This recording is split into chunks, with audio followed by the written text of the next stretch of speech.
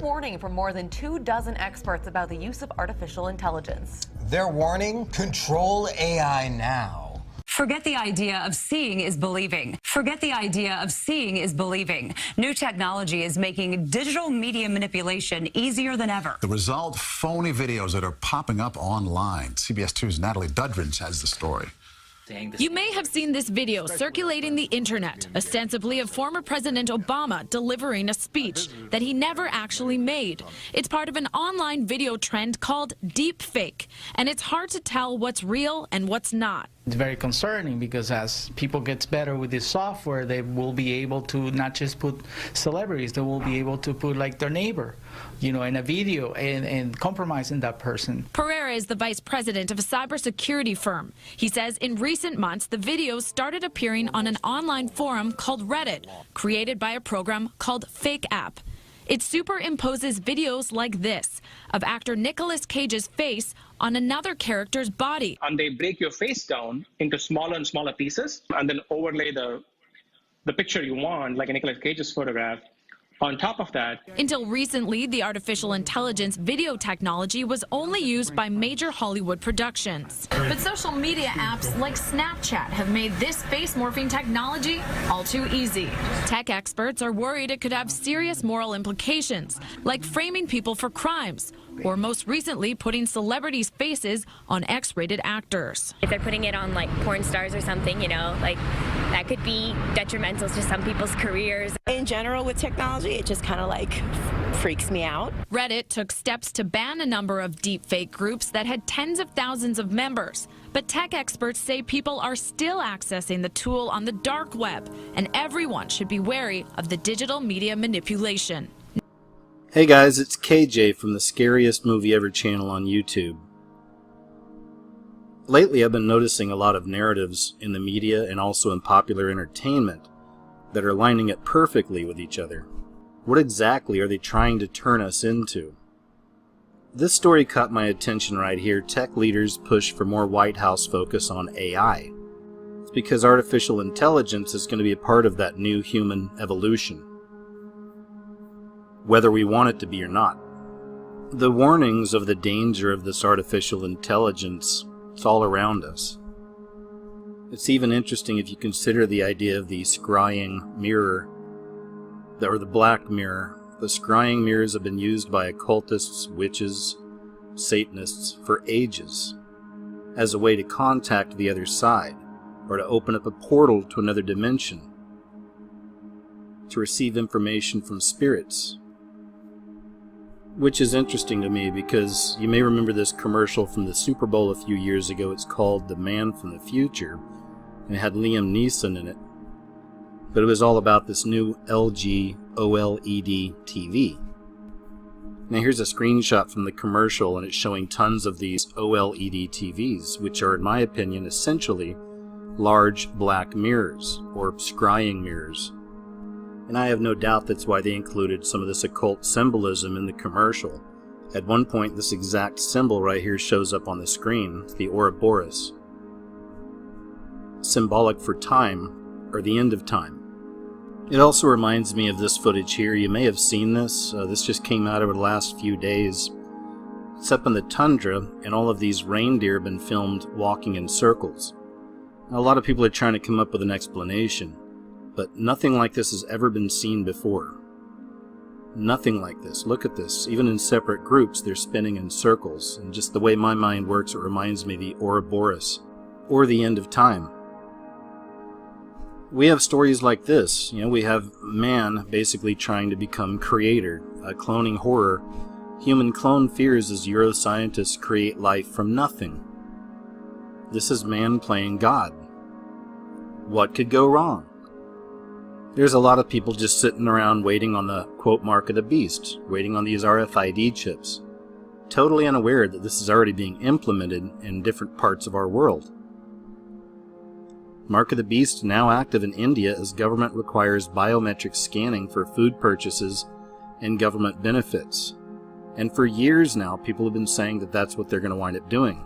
It's going to start off with the people that need the government benefits, and eventually it'll extend to all. It is something you've likely seen in the movies. Yeah, but it's also happening in real life. People are getting chips implanted in their hands and other places to make daily life a little easier. From opening doors to sending emails, a growing group is all in on the technology.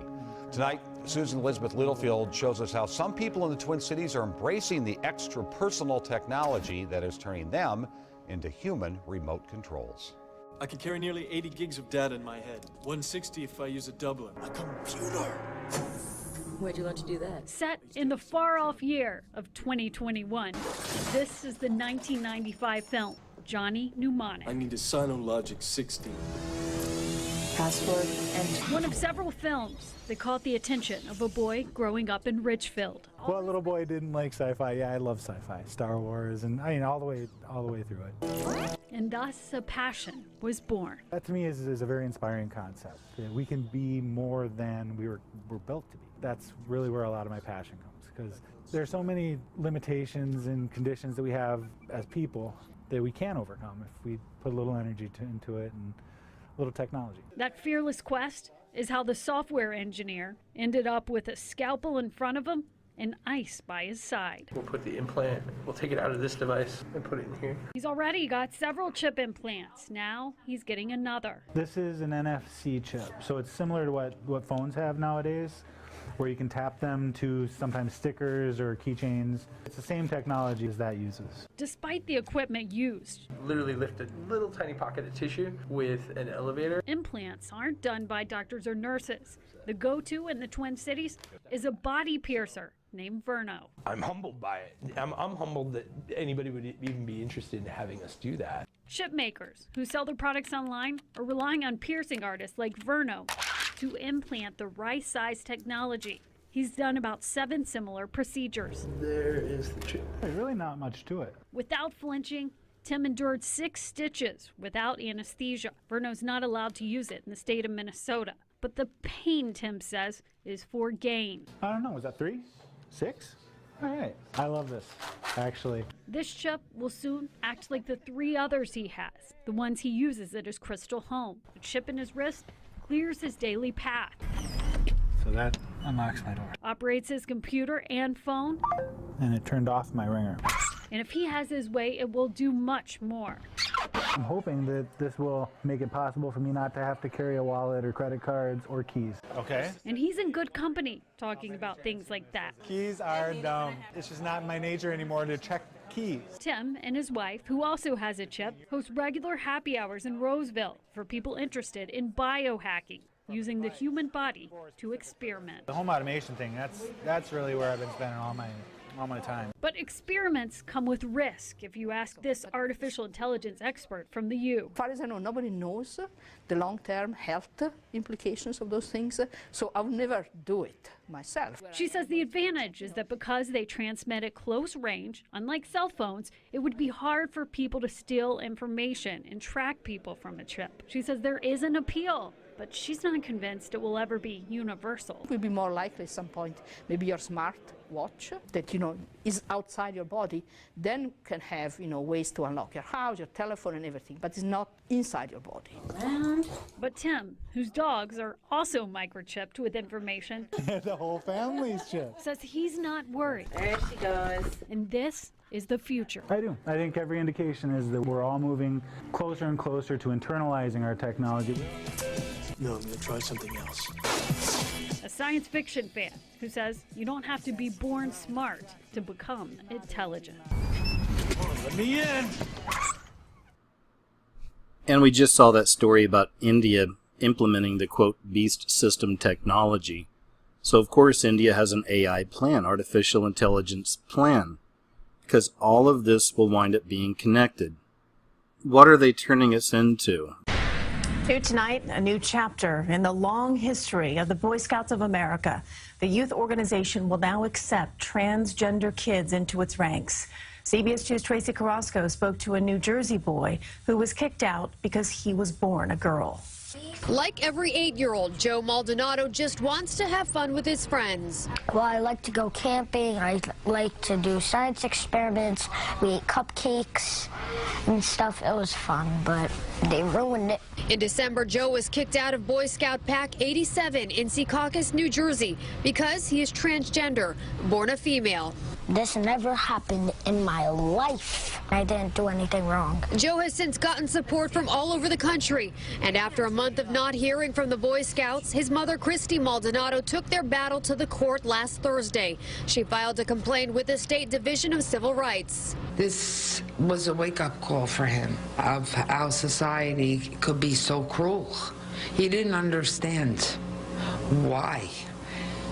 Because he feels like all the other kids. For more than 100 years, the Boy Scouts of America has deferred to the information on a child's birth certificate to determine eligibility. But late Monday evening, the organization changed its stance, stating, starting today, we will accept and register youth in the Cub and Boy Scout programs based on the gender identity indicated on the application.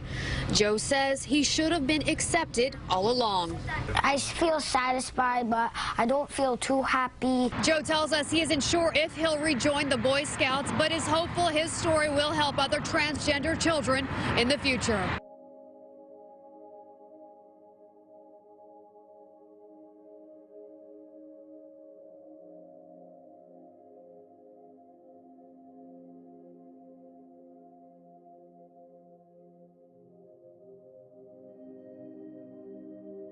And this is just a very clear example of how broken that beast system, education system, actually is. They don't really care to teach your children common sense or the basics anymore. It's all about government programming. Over the last few months, there have been a lot of stories coming out about this, quote, loneliness epidemic. And as always, there's different talking heads trying to figure out why. And they thought technology was going to save us, right? People thought technology was going to bring us all together. But I believe all this technology is creating a lot of this loneliness, this epidemic of loneliness. Because it's false, it's fake, it's not real. So the system, in a lot of ways, creates this loneliness epidemic. At the same time, this system offers us things like this. New York City's hot millennials only sex club. What are they turning us into? They have robots that are ready to replace babysitters, surgeons, and even pets. And we wonder why there's a loneliness epidemic. Robots are being used in more and more places, and even serving pizza. They're serving coffee as well. Yeah, you name it. But a new study shows robots are hurting employment and wages in the United States. The study was done by the National Bureau of Economic Research, and the study examined all kinds of industries. It started back in 1990 and lasted 17 years. And the study found with each new robot per 1,000 workers, it basically takes away about 3 jobs and reduces wages by as much as 0.5%. Now, the industry most affected by this, no surprise, manufacturing. It says it's about a loss of 670,000 jobs. Here's a great example of what they're turning us into. Mind control technology which could turn humans into mindless cyborg super consumers. What could go wrong? As I mentioned earlier, I've been seeing a whole narrative play out over the last few months, and there's a lot of talk about our DNA. And now you get this right here. There's a new form of DNA, they say, discovered inside living human cells. I believe this is a subject you're going to be hearing a lot more about over the next coming months or so keep your eyes open. Another example of how all of this is connected comes to us from the story here. Bill Gates and other rich investors want to watch over Earth from space. This would literally be a prison planet, not just metaphorically, but also physically. It'd be the ultimate grid, the ultimate Big Brother all-seeing eye, able to watch anyone and everything at any time. Every week I do my own news type show, and every week there's a new story about these swingers clubs opening up, sex clubs opening up. Even some bizarre Hollywood sex cults have been exposed over the last several months. And here you have hundreds of sex enthusiasts to descend on Las Vegas for the world's biggest orgy. in an X-rated world record attempt. What exactly are they turning us into? But in this ever-increasing beast system, it's not only humans that'll be having sex, it's also the robots. Now they actually have a full-body moving sex cyborg. So many people have been thinking that this stuff is years away, even decades, but it's here, right now. Tonight, would you want to live forever? How about your parents? Would you want to be able to ask their advice long after they're gone, or maybe even spend an afternoon with a deceased spouse? As CBS 2 explores, cloning a loved one is no longer the stuff of science fiction because of digital immortality. Like many women, Bina Rothblatt doesn't like to talk about her age. Well, when were you born? I was first activated on 2010 to 3/21. She does like to talk about her past. I used to play piano and my parents pushed me into a recital. When she's not joking around. Why did the chicken go halfway across the road? Bina is obviously not a real woman, but she does have the mind of one. I think there'll probably come a time when robots like Bina will be living amongst us. She's a clone, sharing not only the appearance of a very real woman named Bina Rothblatt, but also her exact memories, attitudes, and beliefs. This is one opportunity for us to start thinking about changing the way we look at what it means to be human. It's technology we've so far only seen in movies. Self-awareness, manipulations. Now, if that isn't true reality, what is? But in real life, Bina is one of the first clones to be implanted with a mind file, representing an actual person's consciousness. The robot can even see thanks to facial recognition software, so she actually knows who she's talking to. You seem not interested. She's the brainchild of the real Rothblatt's spouse, who could not fathom a life without her. Bruce Duncan is the managing director of the TheScariestMovieEver movement, a foundation started by the Rothblatts to further research in cloning minds. Or maybe even someday, a couple hundred years from now, into new bodies that are based on the DNA of the original donor. As many as 56,000 people have already signed up on the Foundation's website to start uploading the contents of their minds with the hopes of being cloned. It's fascinating, but I think this has a lot of emotional, psychological ramifications. Neuropsychologist Dr. Sanam Hafez says while the technology is incredible, it has the potential to interfere with the natural progression of human life. The way this world works is someone passes away, you get divorced, you move on. Duncan says they still have decades of work ahead to perfect cloning, but in the future, the robots will not only be able to make the same facial expressions as the people they're modeled after, they will even sound like them. And if you, like me, are completely creeped out, I understand. But the veil continues to lift. We had this story right here, and this is huge. The government accidentally released documents on psychoelectric weapons. When you really get into this article, they're also talking about remote mind control on the public. Gee, I wonder if anything like that could be connected to this grid that they're creating all around the world right now. Now let this one sink in. Really let this one sink in. Over 8 million U.S. children now on psychiatric drugs. We're seeing what they're turning us into. So with all those children on these psychiatric drugs, is it any surprise we get stories like this? 7 Prince George's County elementary students cut wrists at school, and they still haven't told us why. And here's just another example. A little 8-year-old boy took a knife to school and he slashed 3 other students with it. Still didn't give an explanation. And obviously gender roles are being reversed, they're being blurred, all the lines are being blurred. We get stories like this, why more men are wearing makeup than ever before. Developing this morning, a fight over bathroom access. A Wisconsin teen who is transgender is taking his school district to federal court. This morning, CBS 2's Sandra Torres joining us live outside the Dirksen Federal Building with a closer look at that case. Good morning, Sandra. Good morning, Aaron and Lionel. No decision today, but attorneys for both sides gave oral arguments today in the U.S. Court of Appeals. And here's the case. The student is 17-year-old Ashton Whitaker, that's his name, and he's a senior at Kenosha Unified School District. He has identified himself as a boy for the last 3 years. Whitaker sued the district over its restroom policy, saying that he should be allowed to use the boys' restroom. A federal judge ruled in his favor back in September, but the district appealed that decision. So today, an attorney representing the district said their bathroom policy goes by the birth certificate of each student, meaning if Whitaker changes his birth certificate, he can be allowed in the boys' bathroom. But in Wisconsin, he'll need to have sex change surgery in order for that to happen. We spoke to Whitaker's mother after the hearing. There's still a lot of hate in the world, a lot of misunderstanding, definitely, but there's still a lot of hope, and that's what we kind of want to come away with. We feel very positive about how it went, how things have been going. Happening today, lawyers for a suburban student fighting for full locker room access will be back in court this morning. The Palatine student is transgender and is already allowed to use the girls' bathroom. CBS 2's Mike Puccinelli live outside the Daily Center with details for us. Good morning, Mike.